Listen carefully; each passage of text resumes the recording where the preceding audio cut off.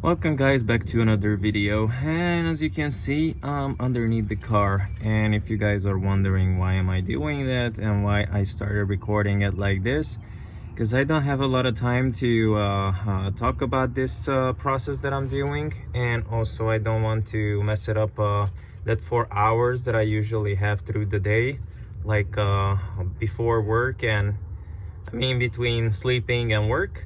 So I'm going to show you what exactly I'm doing underneath the car.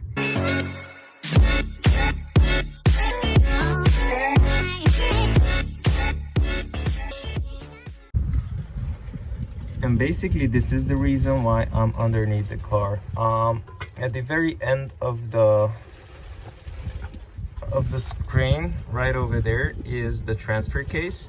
This is the drive shaft that I'm working on right now, and what I'm going to do is remove the middle section of the drive shaft right over here, right above my my head. This is kind of in the middle of the car. I'm going to remove this whole section of the drive shaft because I have to replace the seal inside the transfer case. And kind of this is the only way to do it, the easiest way. I could have done, I'm gonna be honest with you guys, I could have been doing it before installing the engine, but since I really don't have time to do all this prep work, I have to do it right now. So basically you have 4 bolts that holding the drive shaft right in the middle. I already undid the bracket over here, as you can see, to have more access, and you have more flex of the drive shaft. So what I'm going to do is removing the bolts. You're gonna need a 12 millimeter wrench and a 12 millimeter breaker bar. It's better if you're using the extendable one that I have right here, because you can adjust the length of that, and you don't really need to buy like 3 or 4 breaker bar just to get the job done. Obviously you want to jack up the car. I already put the other jack underneath just for safety. Yep, so you remove these bolts first, then I'm going to make a mark. It's really important to make a mark, otherwise the whole rear end is gonna be out of sync, and you don't want to do that. Then I'm going to basically remove, like pull it backwards, the whole section of the drive shaft, to pull it out of the transfer case. But I'm going to show you once I'm removing all the bolts. See you guys in a bit. Okay, so this is how it looks like when it's off. It's better if you don't rotate, leave everything the way it was. I just put a little what it's called, painter's tape on this end where it should meet, and I put another one on the bottom. Hopefully it's not gonna blow off the wind. The next thing what I'm going to do is just trying to pull it out towards you. So yeah, that's the thing, I cannot really hold the camera and pull at the same time because I'm laying down on the ground.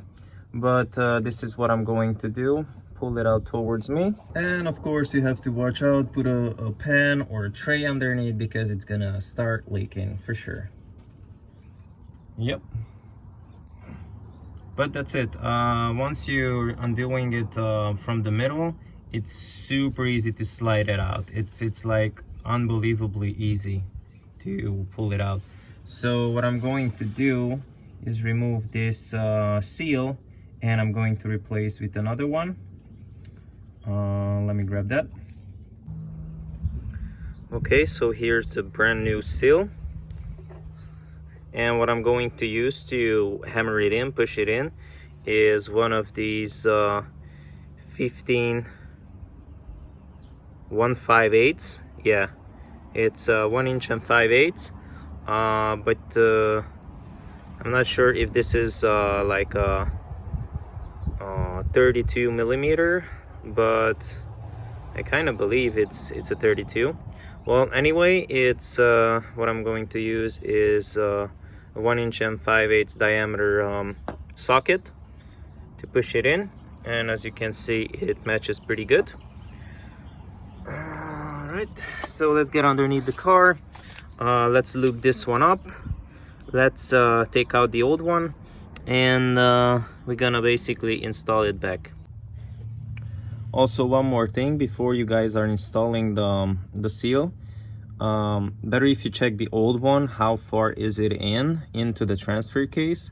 You know, you don't want to push it way too much in, and you don't want to leave it way too out. So you just make sure that you have the right depth when you're pushing it in.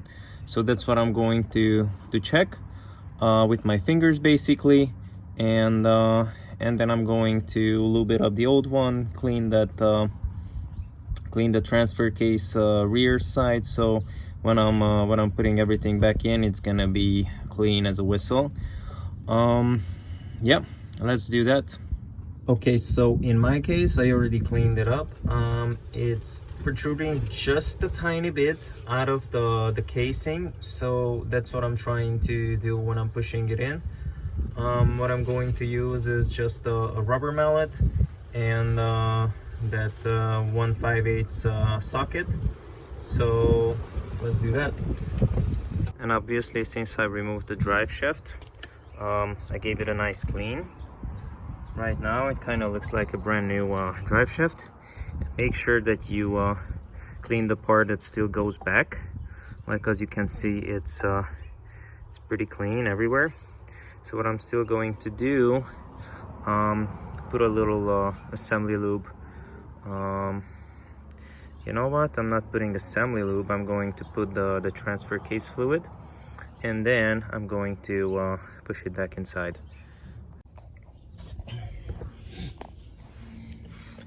So when you're installing, guys, you're just pushing it back from the front, and then you're trying to match, you know, the one that where you made the sign. Well, basically, first you look it up over here, and if the whole drive shaft if the whole drive shaft is aligning with the mark that you made, you can push it back in. You just slightly push it back in, and it clicks. Then you're gonna push it together, the two ends, and then you put the bolts in there. And basically, this is the right way to put it back. The bolt goes from the front to the back, and you put the nut around the back. And when you tighten all the bolts, you are going to reinstall the bracket with the 14mm nuts, and basically that's it. You have an output shaft seal replaced, and you put back the drive shaft as well. Basically, this is the whole thing that you have to do. You're gonna need probably a flathead screwdriver, a 32mm socket. I think that one is 1/5/8. Probably a breaker bar, normal ratchet, a small ratchet, extensions, 12mm socket, 12mm wrench, and a mallet or a hammer. It depends how angry you are when you're pushing in the seal over there. But that's it. All the tools that you're gonna need. All right, guys, I hope this video was helpful, and please subscribe if you haven't. Give us a thumbs up, and see you in the next video. Peace.